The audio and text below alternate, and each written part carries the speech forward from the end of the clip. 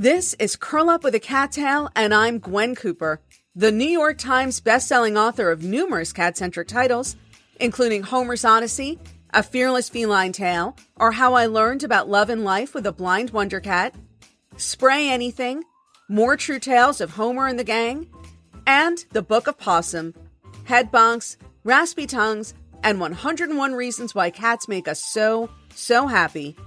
We're here to celebrate all things feline and to tell inspirational cat tales. Let's get started. Hello, and welcome to an all-new episode of Curl Up with a Cattail with Gwen Cooper. I am, of course, Gwen Cooper, your host, and delighted as always to be here and to wish you an official Happy National Cat Lady Day. Of course, I'm not sure exactly what day you are going to be listening to this podcast, but today, when I'm recording it, Monday the 19th, it is National Cat Lady Day. And National Cat Lady Day was actually, it's a pretty recent holiday. It was started in 2017 by Susan Michaels of CatCon. Some of you may be familiar with CatCon, the event that's held. It's sort of like Comic-Con for cat lovers. And it's held every year in Pasadena at the Pasadena Convention Center. I actually was a speaker there one year. I want to say 2018. Maybe it was 2019, but I think it was 2018. Really is amazing how the years just sort of all start to run into each other and kind of blend together the older you get. Like the teens, all the time from like 2011 until 2020 was pretty much just one big whoosh. But anyway, so it was started, National Cat Lady Day was started by Susan Michaels of CatCon in 2017 to dispute or get rid of the stereotype that cat ladies are sad and lonely spinsters. But, you know, I gotta tell you the truth. Part of the reason why I get so frustrated with the book publishing industry kind of hanging on to this stereotype that there is something sad or weird about cats and about women who love cats and women who want to tell stories about cats is because I really don't think that stereotype holds much water anymore in the rest of society. And it's true that I obviously live in a very cat positive little bubble.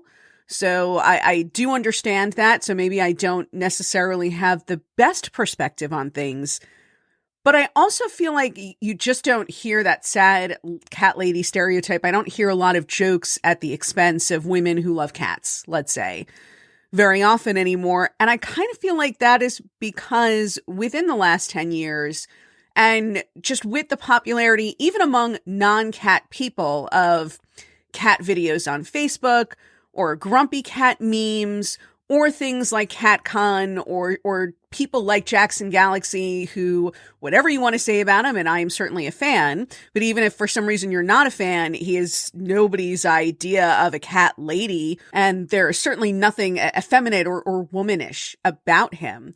And, if anything, he looks like the kind of guy that when I was growing up, my parents would have crossed the street to avoid. Tattoos, of course, in my growing up days being a pretty rare thing, especially to see somebody with as many tattoos. It's much more common now. Again, this is getting off the subject, but the point being that I genuinely don't think that it is such an issue anymore. I'd be curious to hear what you guys think. Please do chime in the comments section or head over to gwencooper.com. You can go to the page for my podcast on my website and leave comments there, or you can hit the contact button and send me an email and let me know what you think. I really am curious to hear from you and see what your own experiences are. I just don't feel like I hear jokes at the expense of women who love cats that much anymore. Which again is why I find it so frustrating that it's a stereotype that persists in book publishing, that there's something weird or sad about cats and the women who love them. Because it just feels like this is an area, one of many areas in which book publishing is kind of one step behind the rest of the culture. And along those lines, on the note of women who love cats and other animals, I am so thrilled to bring you the first part in a little while, the first part of a two-part interview with Sy Montgomery, naturalist, Best-selling author, National Book Award finalist, and just a fascinating woman to speak to. I know that many of you are fans of her books, including The Good, Good Pig, The Soul of an Octopus, How to Be a Good Creature. And so she and I ended up talking for a long time. We've been sort of pen pals for years. We have had an email correspondence with each other that began even before Homer's Odyssey was published, and so has continued over the last decade. But this was the first time we actually have spoken real time. And the conversation, she just had so many fascinating stories to tell. The conversation went well over an hour.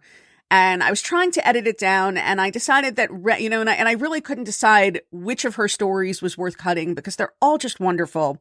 So I decided instead to break the interview up into 2 parts. So we're going to have the first part this week and the second part next week. And this will be my first 2-part interview. And I'm very excited to bring it to you. So please do stick around. I will have that for you in just a few moments. And of course, I also want to, speaking of good things that are coming, I'm just really crackling with the segues today.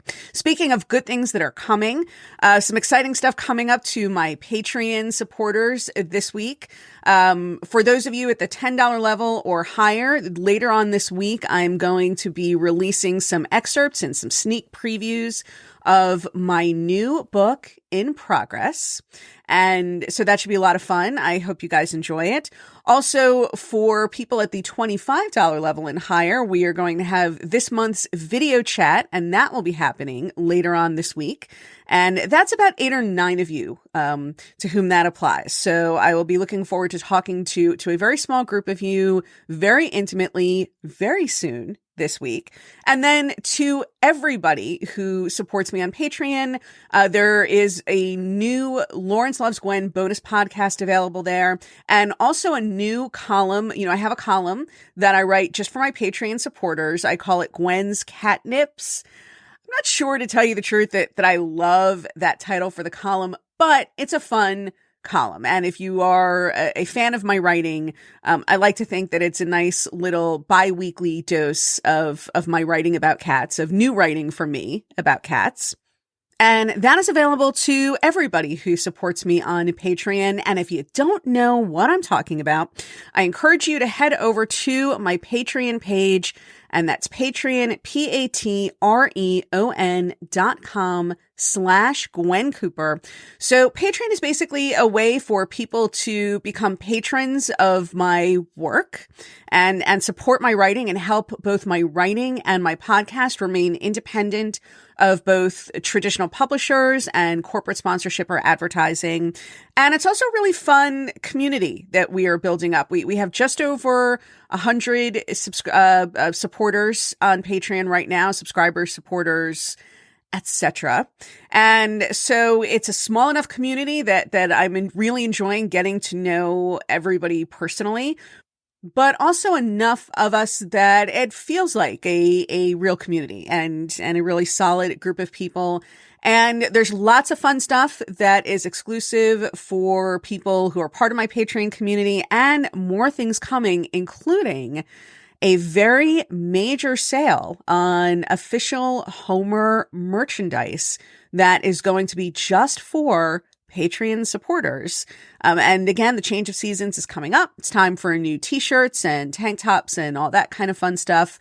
And I will have more details about that coming up soon. So again, that's patreon.com/Gwen Cooper. And I'd also like to give a big shout out to Keith Schroeder, Nancy Ross, and Cynthia Early, my newest Patreon supporters within the last few days. Thanks so much for coming aboard.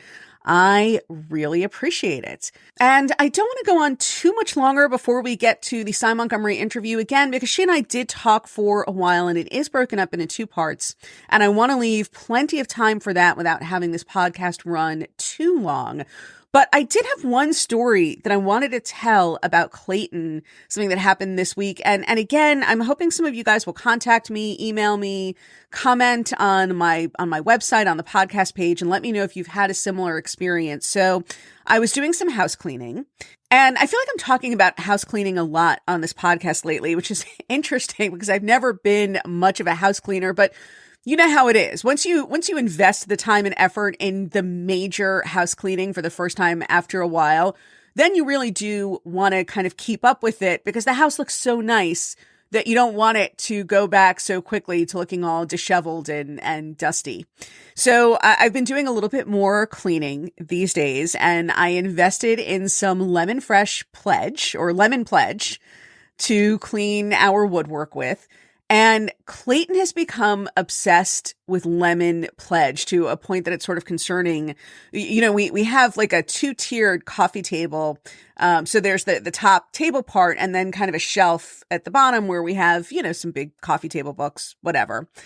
And so I cleaned them. They're made of wood, and I cleaned them with the lemon pledge, and Clayton could not stop rolling around on the wood and licking it and then licking his fur where the pledge had gotten on him. I finally had to lock him up. I was really concerned that he was going to eat too much cleanser, which just feels like a very weird thing to have to worry about with a cat. Fanny was not affected at all. Fanny, if anything, was somewhat repelled by the odor, which is what you would expect because it's a citrusy kind of smell, even though it's a fake citrusy smell. But still, cats don't really like, or supposedly don't really like citrusy smells.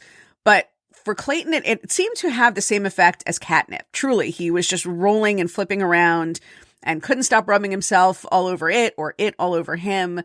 And I'm just really curious to know if anybody else has had this experience with lemon pledge specifically, or with any other type of cleanser or household cleaning agent. And if so, if you figured out a solution other than locking your cat up where you could use the cleanser without having to worry that your cat was going to attempt to take a bath in it. And while you're thinking about that and searching your memory banks for any recollection you may have of a cleanser crazy cat in your past, I'm going to encourage you to sit back, get comfortable, and hang out for a few moments when I will be back with the first part of my 2-part interview with famed naturalist Sy Montgomery. So stick around for more Curl Up with a Cat Tail.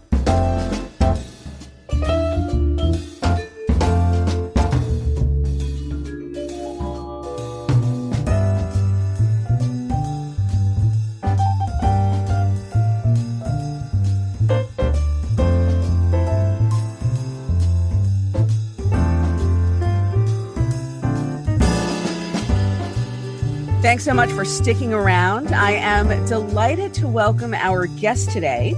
She is a National Book Award finalist and the New York Times bestselling author of numerous books about an impressively diverse array of animals, including The Soul of an Octopus, The Good Pig, How to Be a Good Creature, Birdology, Journey of the Pink Dolphins, Spell of the Tiger, The Curious Naturalist, and the soon-to-be-published The Hummingbird's Gift, which is coming on May 4th of this year.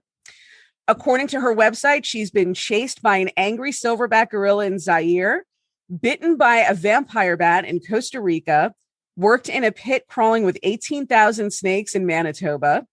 I have to pause to shudder after that one. Hunted by a tiger in India, swum with piranhas, electric eels, and dolphins in the Amazon, hiked into the trackless cloud forest of Papua New Guinea to radio-collared tree kangaroos, and learned to scuba dive in order to commune with octopuses. She's been described as Emily Dickinson meets Indiana Jones, but I feel incredibly fortunate to be able to call her a friend. Please join me in welcoming all-around outstanding creature, Sy Montgomery. Hello, Sy. Thank you so much for joining us. Oh, Gwen, I'm just delighted. Thanks so much for having me. You know, so you and I have actually kind of been circling each other for years. And the first thing I wanted to say, and this is true, the first book of yours that I ever read was The Good Pig. And the reason I read it was because when I was first meeting with editors about Homer's Odyssey, about the proposal for Homer's Odyssey. So this was back many, many moons ago when it was still just a proposal. And I met with Caitlin Alexander at Random House. And in our meeting, she wanted me to go out and flesh out my outline a little more. She said, you know, we're looking for something with a lot of heart and a great story, something like The Good Pig by Sy Montgomery. That my was, gosh. and I was like, well, I guess now I must go read The Good Pig by Sy Montgomery. And so that was, and then you started blurbing my books and I started blurbing your books and it was very impressive for me. Thrilled that Chris helped inspire you when you were creating Homer's Odyssey. That book is just such a treasure. I, as all your listeners will totally agree, really you did him justice. You gave him immortality, and he is out there still walking in the world, still inspiring people and making friends. And so is Christopher. And that is such a blessing. Well, thank you. That is certainly very high praise coming from you. And, I guess, so here's my question for you as a fellow author. You've written so many books, and books for adults as well as for children. And I know this can be almost like one of those Sophie's Choice types of questions, but do you have a favorite among your own books? Oh, boy. I have a few favorites in terms of books that I loved writing. Some of the books that were miserable writing, I'm very pleased with right now. And Good Pig, people don't like hearing this, but writing it was a terrible experience. Really? I was horribly depressed the entire time I was writing it. I even was planning my suicide. I was extremely depressed. Writing that book felt at the time as if I was writing a great long list of everything I had lost forever. But having finished the book, instead, what I had done through the pain of writing that, which did not feel cathartic at all, it just felt like hell. But after it came out, what I realized was Chris's spirit was still here, and that yesterday remains perfect, and that none of those blessings that he had given to me would ever go away. But it took a long time to realize it. But there's other books that I had so much fun writing and researching. Journey of the Pink Dolphins, with the 4 research expeditions to the Amazon, the last of which I got to swim with pink dolphins every single day. I would just go out to this deserted beach, walk into the water, and just tread water. And out of nowhere, somehow, 7 pink dolphins who I recognized would come and swim with me. Did they start to recognize you, do you think? Did they? Oh, yeah, they definitely recognized. They had an easier time recognizing me than I them, because, they can see with sound. So they could see all of me inside and out. And all I could see of them, I didn't even have goggles in. I had nothing. I just had my eyes. So, I didn't have a wetsuit. I didn't have goggles. I had nothing. No mask. But I could recognize them if they were close enough that they pulled their faces out of the water to look in my face. I could recognize their faces, but they could recognize me. They could look inside me. They could see the floppy valve in my heart. They could see what was sitting in my stomach. So that is recognizing me. I actually, and so this is more than I knew about dolphins, which I grew up in a marine biology town, sort of Miami, South Florida in general. There's a lot of marine biology facilities in South Florida, the dry tortugas, which you're probably familiar with. And but that was something that I did not know about dolphins, that they have such perceptive vision and sound combined. That is really remarkable. Yeah, they see you like an ultrasound. And did you feel accepted by that? I mean, were they curious? Did they engage with you at all? Fact that they came to me, that they chose to come to me and spend time with me, shows that, they did engage with me. They did not touch me and I did not touch them. But what they did do, which was great, one time they swam under me. I don't know how many animals were doing it, because again, you could open your eyes under the water and you could see a little bit, but nothing like they could see with their eyes and their sonar. They would let loose this effusion of bubbles, which I think may have come from the blowhole, but it could have come from the mouth, and it would sizzle up my skin. And I wondered, what's that? you know that certain whales, and dolphins are whales, will cast bubble nets to catch prey items. But I knew they weren't trying to eat me because I wasn't the right size. And dolphins don't usually eat people unless they're dead. They might eat you, but I mean, who wouldn't? Anyway, so when I went back home and started looking this up, I found that in captivity, there was a report of dolphins, pink dolphins, doing this to each other. And it was thought to be sort of like giving your friend a massage. And this is behavior then possibly specific to pink dolphins? Yes. Interesting. And what makes pink dolphins pink, by the way? The same thing that gives us our rosy glow when we play basketball or run or huff and puff.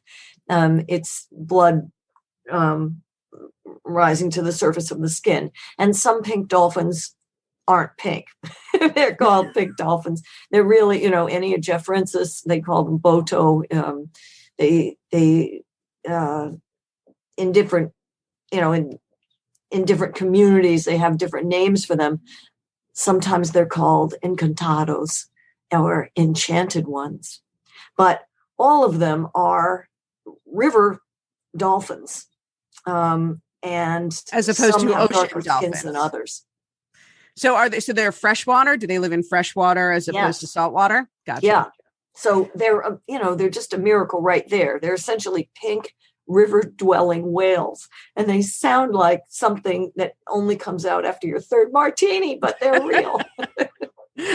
I'm actually about 3 shots of bourbon into this conversation. my listeners have heard me mention bourbon. So I try to maintain that natural rosy glow, but,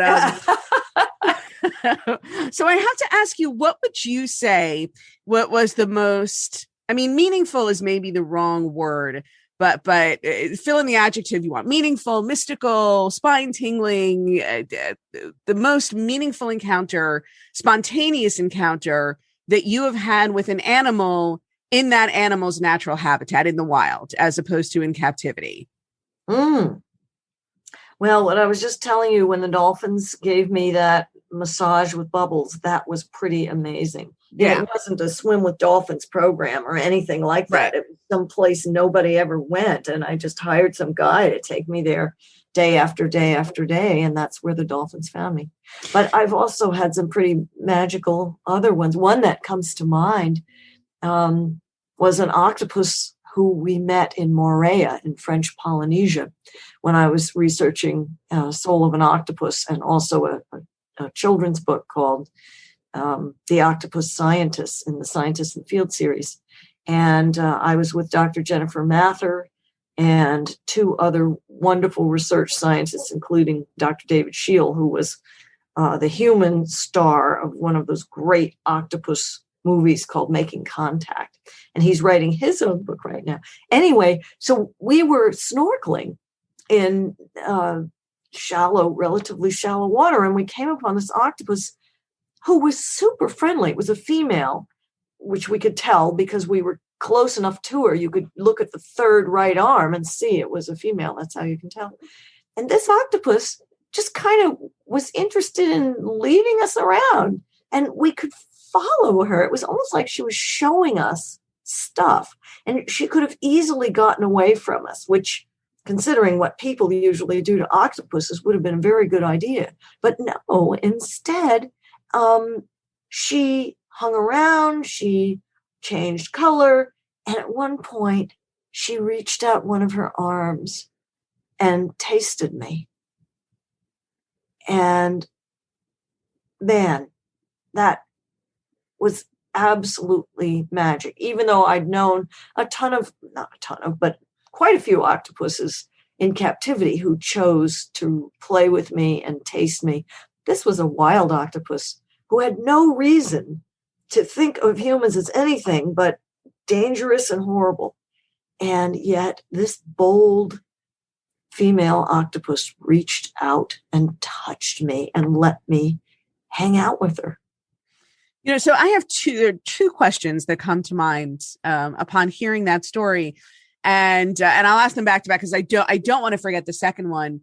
But the first question would be, that there are people there's definitely a widely held belief that animals can get a sense of a person, whether a person is a good or a bad person, trustworthy or not trustworthy, or at least, whether that person, let's say, would be good, trustworthy or not trustworthy from an animal's perspective. I'm sure there are plenty of people who are kind to animals, but would still bounce a check to you, let's say. But of course, the animals don't care about that.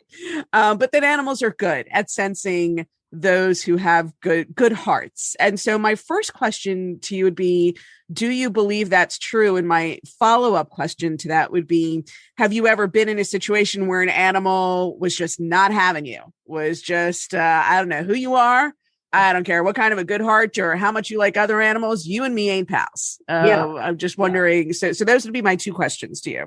Well, I think that animals are terrific observers, and wild animals have to be. If they are not good observers, someone comes along and eats them. Sure. That's why humans, for a very long time, were terrifically good at observing nature. But lately, now that we're not hunter-gatherers, but shopper-gatherers, we're kind of losing the talent for that. But I think because animals can observe us very well, and that they have access to senses that, in the words of Henry Beston, we've lost or never attained, that sometimes, they can assess whether a person is, for example, nervous or aggressive. Being able to sense aggression, for example, would be hugely important to your survival. And you would think in the wild, animals would be good at sensing aggression. So I'm certainly not aggressive. And I'm good at staying still. A lot of animals don't like quick, jerky movements, and I don't make quick, jerky movements. So, and I'm pretty patient. But there's times when an animal is just not happy that you're there, and it's not because of you. This is very funny, but on the very early days of my book tour for How to Be a Good Creature, I actually was at the home of a friend who had just had a big party. I'd done a presentation for they lived in one of these a whole bunch of nice houses together, one of those communities, and they had like a big community house. And I did a reading or a talk, and afterwards we retired to a big party at their house. And they had two darling little dogs who I'd never met before, they were Maltese, and they were cooped up in the bedroom. And my hostess was so eager for me to meet the little dogs. And unwisely, I followed her into the bedroom at her invitation to meet the little dogs. Well, the little dogs were very upset because they were stuck in the bedroom while all kinds of strange people had just invaded the house. So, of course, the minute I came in, they went for my ankles and drew blood. It was so embarrassing for this poor lady who was so nice. And I didn't care. Everybody gets bitten by dogs sometime. Yes. When the dog bites, when the bee stings. It's not if the dog bites, you're going to be bitten by a dog. And that's very true. And these little guys, when they bite, they don't just bite, they bite and they twist. Yes. So, there was more blood than there probably should have been. And the carpeting was light. And anyway, so yeah. And was your guest like naturalist, schmaturalist? Sy Montgomery doesn't know anything about befriending animals. Well, I should have said, let's wait till everyone leaves the house. So it's a calmer environment for the dogs. So it's funny. Not funny. I was actually a couple of years ago, my next door neighbor's pit bull took a chomp out of me, simply because we had walked out of the house at the same time. The dog's person, she was taking him out for a walk. And I guess, and the dog was very protective and obviously felt that I was too close. And I could always tell from observing the dog that he was one of those very defensive and protective dogs. You can tell by the facial expression, the set of the shoulder. He took his job as protector very seriously. And it's a shame that nobody ever trained him that his job was to be a dog and not a guard dog. But I remember, in telling my mother, because I've always been very good with animals and as was my father, this was something I got from him. And I've really, and my family, we were dog rescuers, and we worked with dogs who were aggressive or had abusive backgrounds. And my father and I, especially, were always good at kind of paying attention to dogs and what made them, or animals in general, made them nervous, what made them feel comfortable. But my mother's reaction, when I was, well, there's obviously something wrong with that dog if he doesn't like you. And I just thought that was like a classic mom reaction. Like, what dog wouldn't like you? And but to your point, there it is inevitable. At some point, there is, and no matter how good you think you are with animals, there are going to be animals who are just like, no, not you. Yeah, and I mean, and it doesn't mean anything. It's not like insulting to you. Frequently, just like in your case, the dog was not reacting to Gwen. The dog was reacting to the situation. Right. He was protecting a very tiny person, and he obviously felt I was too close. And like I said, I put that more on the family that did not see what I saw, which was a dog who was always very wary. And somebody should have worked with him to train him. Like, you live in a house, you're not guarding, Fort Knox. You are hanging out with a family, and it's okay for you to be calm and relaxed. But anyway, by quite a few interesting animals in my time, and never has it been the animal's fault, really. I mean, with the instance that I described, that was my fault. That was not the little dog's fault. The dog was cooped up. I mean, it was totally reasonable to bite me. I've been bitten by a California condor. Again, it was entirely my fault. I let go of the head, which wasn't smart. We were doing health checks. You're like a personal injury lawyer's worst nightmare. It's always no, really, Your Honor, it was my fault. It was my fault. I brought it on myself. It was. And I knew, I mean, we were doing the health check, and I know how to hold your arm around the wings. It's a big animal. And I had my other hand around the beak and the eyes. And then you're supposed to get up and weigh the bird, which means you're weighing yourself holding the bird.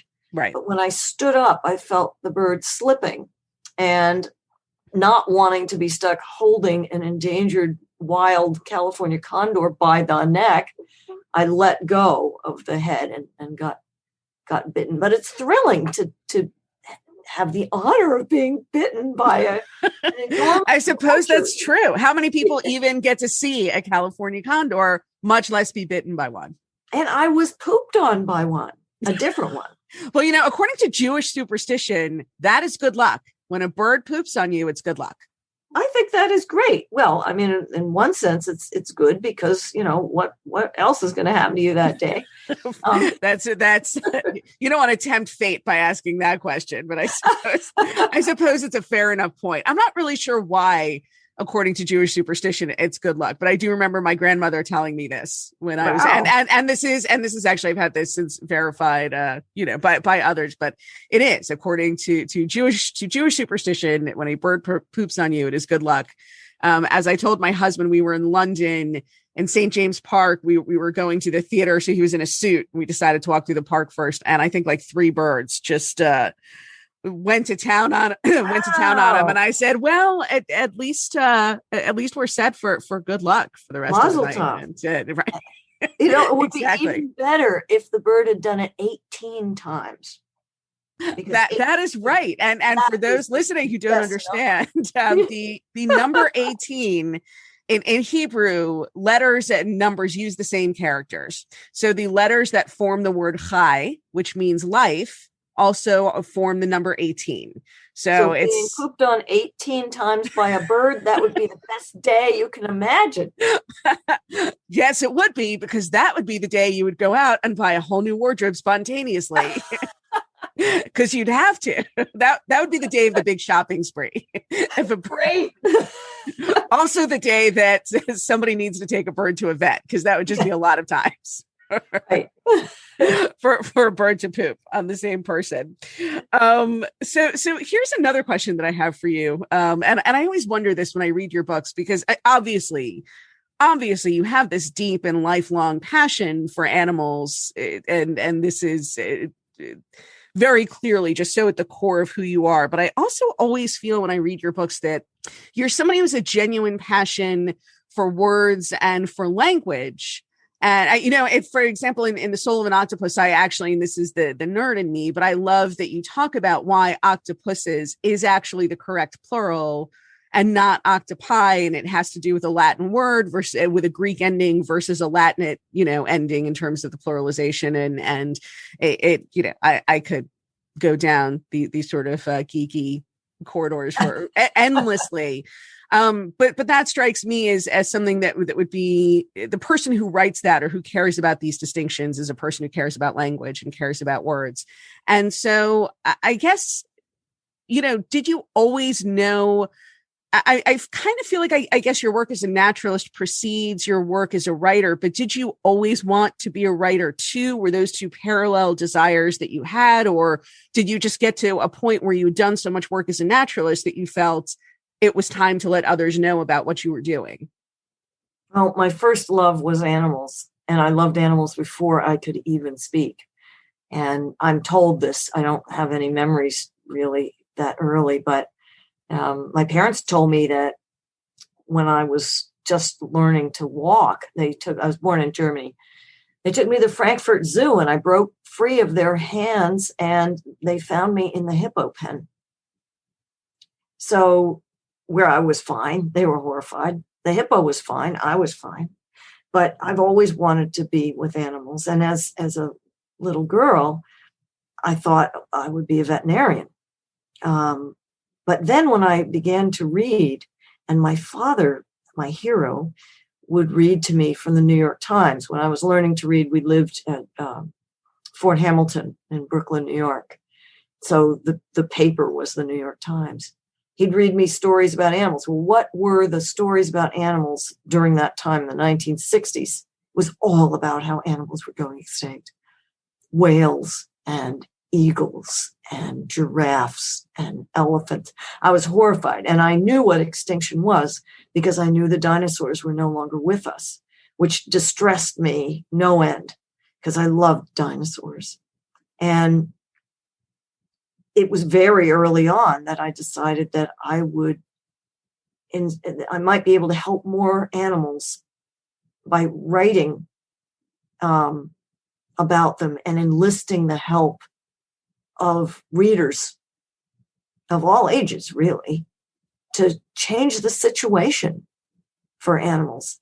And not just animals who might be going extinct, but animals including dogs and cats who need our help too, because there's so many homeless and abused and neglected domestic animals.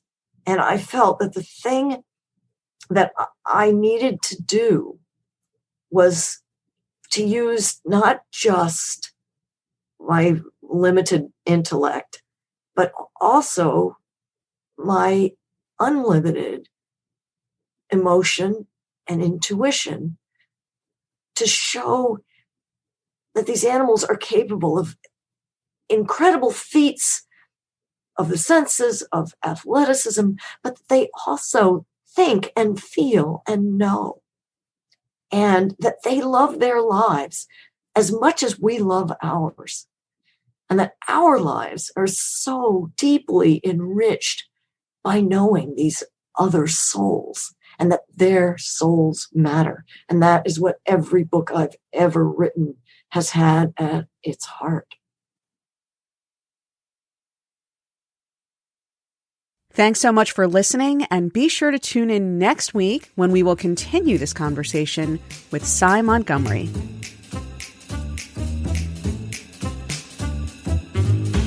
And that concludes this episode of Curl Up with a Cattail with Gwen Cooper. Don't forget to invite your feline-loving friends to listen to new episodes along with you. If you'd like to subscribe to this podcast, find out how to get your name and your cat's name included in my next book, or leave comments or questions for me to answer in future podcasts, head on over to gwencooper.com now. Thanks so much for joining me, and don't forget to hug your cat today.